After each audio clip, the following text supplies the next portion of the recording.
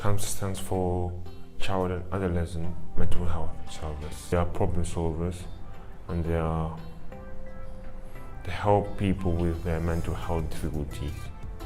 I was quite embarrassed at first because I'd not really heard of CAMHS before, but from what I'd been told, I knew what they did, and I was really ashamed. I didn't want anyone to know that I was coming or why I was coming.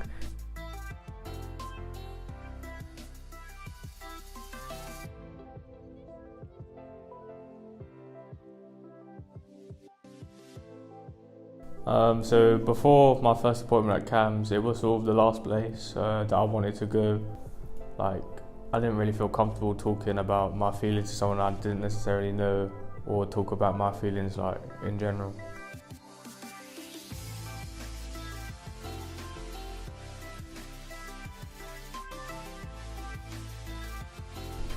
So with my first appointment, my mum and my dad came.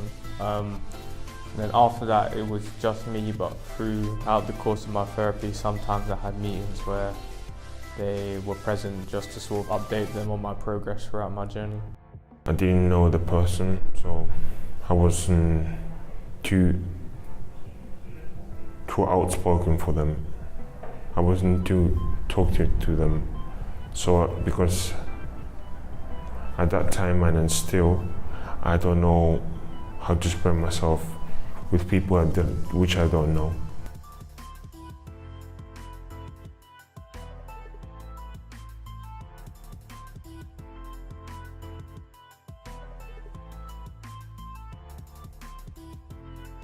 It was hard because I'd never really spoken about the issues I had when my mum was there, and she didn't know a lot of stuff, and so it was more than just telling who I was seeing what was going on. It was telling my mum as well, because she had absolutely no idea.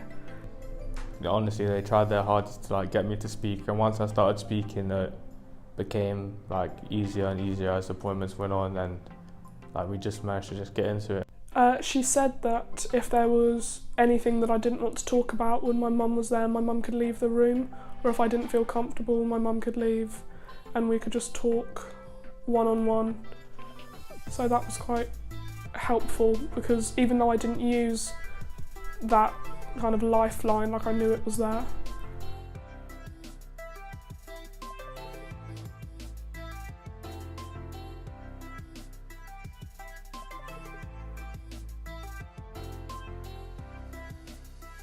So before I was quite shy, I didn't really speak to many people, and I wasn't as open and transparent as I am now. Now I would say that I can start a conversation a lot easier, and I'm just more open and fluid with what I say. I noticed that I was starting to get a lot more confident in myself. There are things that I do now that I definitely wouldn't have done before going to CAMHS. I'm going out a lot, I'm meeting up with people, I'm going out of my comfort zone, and it's made me a lot more happy, I guess. As you go to CAMHS therapies, you come to know about more things about yourself, and you grow as a person.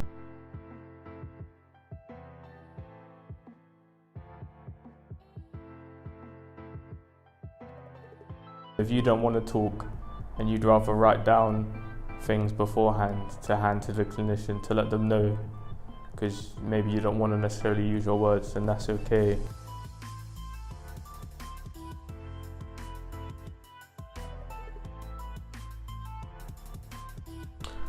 I'd tell them to basically just not judge a book by its cover, and you see all these things on TV about therapy where it's you and this one person and you're laying on a couch and they're asking you questions and making assumptions, and it's not like that at all. You have more of a voice in what you go through and how your situation's handled than you realise. And just it's okay to be sceptical, but don't let it change your mind about wanting to get help. In terms of expressing yourself with someone else that you don't know, don't rush it. Just let time do its job. and when the time reaches, you can do it. Loads of people come to CAMHS for like a variety of different reasons.